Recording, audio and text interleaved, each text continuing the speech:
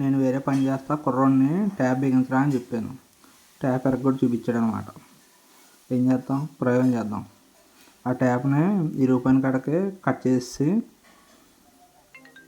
నీట్గా కట్ చేసి, అదేనా ఓపెన్ పైపింగ్ కాబట్టి సరిపోద్ది, కన్సిల్ అయితే పనిచేయదు.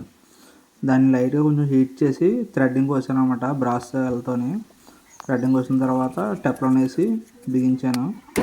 లీక్ కట్ ఏమి రాకుండా ఉంది. వీడియో నెక్స్ట్ ఫాలో చేయండి, షేర్ చేయండి. Thank you.